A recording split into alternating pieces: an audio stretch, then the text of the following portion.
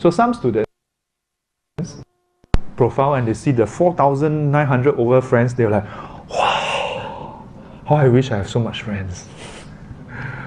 Actually nothing to be proud of. Yeah. What I share with them is, they ask me, Shifu, how can I have more friends like you? First of all, Facebook friends are not necessarily friend. They are just a connection. Secondly, even more importantly, this is what I share with many people. If you want to be friends with others, you must first learn to be happy and at ease by yourself, with yourself. Let me write that down for you.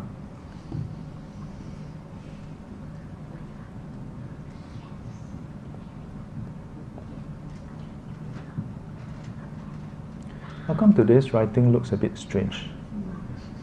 Huh? 冇音啊！这是点字的，应该是冇迄代志。冇音了啊 ！A bit like. Okay, let me just. Okay.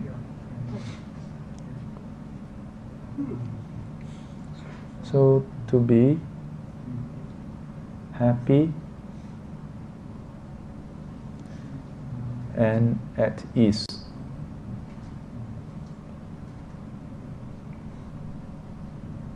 With ourselves and by ourselves. Yeah. To me, this is rather important. Yeah, to be happy and at ease with ourselves and by ourselves. For most students, when they hear this, they are initially a bit perplexed. Like, Shifu, you don't seem to understand my question. I'm trying to have more friends. Then you ask me to be happy and at ease by myself. Yeah. So why do I suggest this? I suggest this because if we think of our friends in terms of someone who can give me happiness, then that relationship is tenable. It's not tenable. It is from the ground up, based on a relationship of need.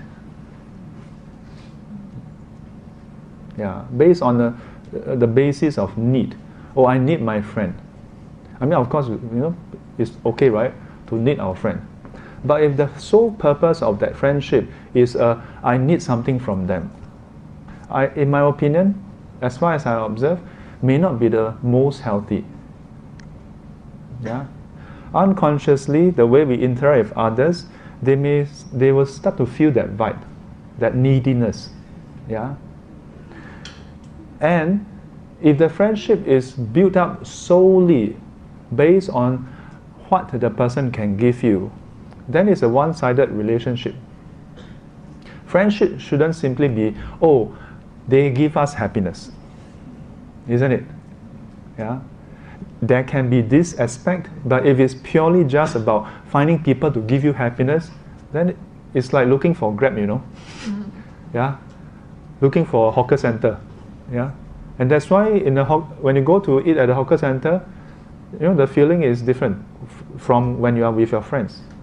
But yet, at the same time, if you repeatedly eat at a certain hawker store, after a while, you also start to build up a friendship, yeah. Why? Because from the store owner's point of view, hey, you have a lot of choice, no? How come this guy always choose to eat my place? Yeah. Then it goes beyond just basic needs. Yeah. So even for our so-called relationship with a hawker stall, yeah, it can transcend the very transactional nature and become a form of a friendship. Yeah.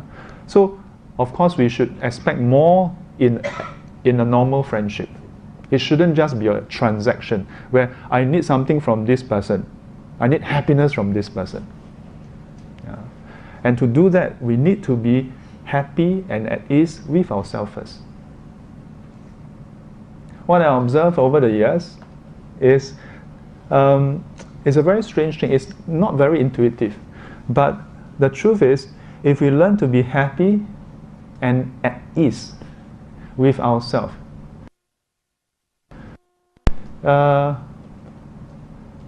others will find us to be, perhaps, how should I put it? You may find others gravitating towards you. Because you ask yourself, if you meet 10 persons, 5 of them are not happy by themselves. 5 of them at least appear happy by themselves. Who are you more likely to choose if you can choose who to be friends? Would you like to choose the first 5 or the latter 5? Quite naturally, right? Because they look pretty happy. Yeah, you may unconsciously or consciously want to know what makes them so happy, you know? Yeah? Who wants to meet with friends who every time when you meet them and then the moment they open their mouth, you ask them, how's things going? Sian lah. You know, if every single time you meet them, sian lah, you know, lousy lah, horrible lah, my boss lah, my wife lah, my son lah, my daughter lah, my husband. You know, if the person is, the only thing that comes out of their mouth is complaint, negativity, you know, and a general sense of dread, there's only that many times you find yourself meeting that friend, you know. Now, granted, we all go through ups and downs in life, yeah. So, while such a person would not be so attractive as a friend, potential friend, at the same time, we should be a friend to others, because sometimes people have downtime, and we should, as a friend, be there for them. And so, if we only seek friendship to be happy ourselves, then we may not be a very good friend to others, you know. Because we are only seeking people happy faces, people to give us happiness.